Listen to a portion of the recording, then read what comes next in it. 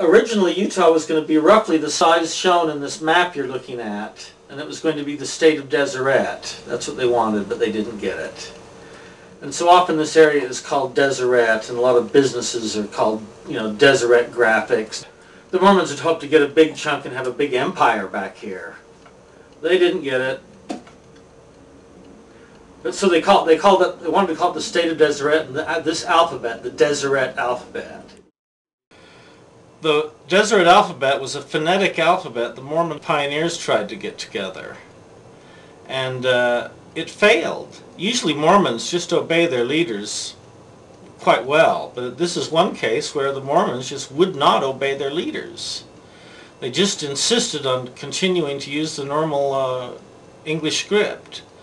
And so the Mormon leaders dropped it, and the script just died. But all it is a phonetic script for English, and it's a little imperfect. And I just picked it up for kicks. Oh, this says Frank Sinatra.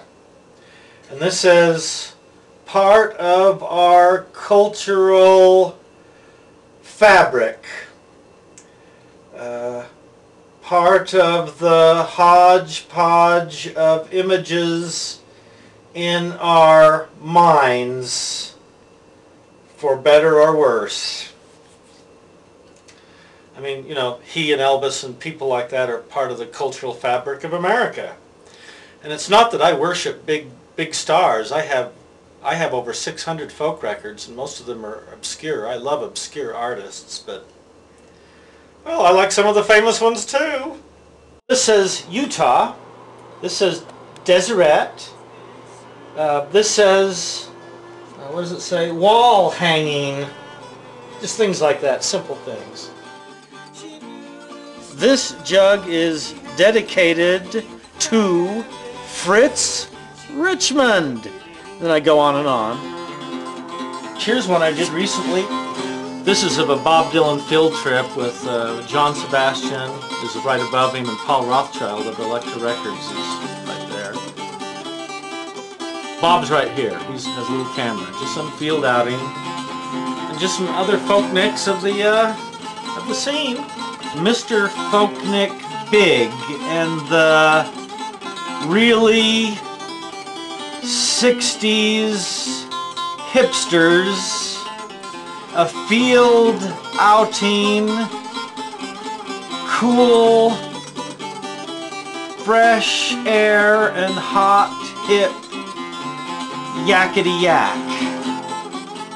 I don't consider them demons from hell. I consider them from the darker realms of fairy. Just gargoyle type guys. Here's one. Here's another guy, a folk singer demon, gargoyle. This guy looks vaguely African, or like a witch doctor guy. Here's a kitty cat.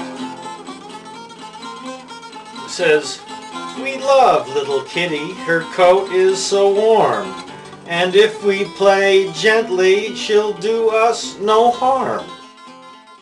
I've got some knot work in here. I don't imitate Celtic knots or anything like that. I just do my own goofy, rather random, sloppy, anarchistic knots. The Celtic knots and most traditional knots are rather tight and formal. My knots are kind of anarchic and sloppy and just wander all over the place. I've made Sinatra here, kind of his head is the center of some sort of flowering thing. And it shoots down here and goes up there and bursts into a flower. Here's a CD holder. And we'll see what it says in the Deseret on the other side. If you used to play CDs in me, pop music played often on MTV. Oh, it's a curse saying a curse will be on you if you put music in here that's often played on MTV. That's what it is. It's actually a curse.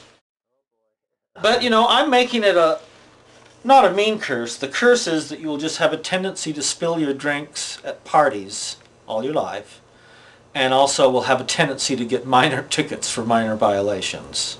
See, I don't want to kill anybody. This is a little box I made.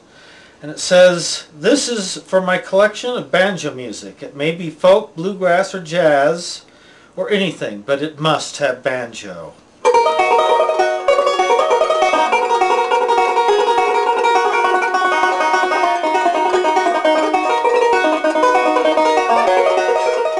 Fred Neil. Fred Neil was a wonderful folk musician back in the 60s who did original stuff. Of all the white boy play the blues, I think he was, to me, he was the most original. He did it his own way. He didn't imitate black people.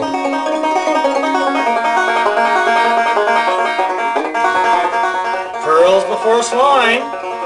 It was a group in the 60s and 70s, and among collectors, they're very sought after and loved. Psychedelic folk. Here's Tom Rapp himself, who was the brains behind Pearls Before Swine.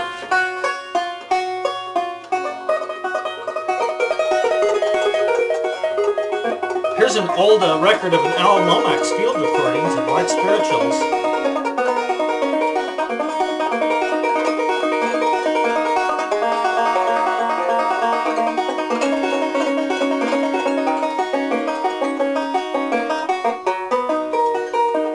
Here's the original Harry Smith anthologies of folk music.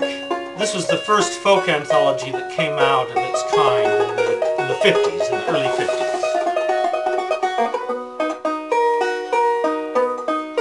I will buy any Paul Clayton record I see. He was a real folklorist and scholar. He was gay too. He committed suicide eventually.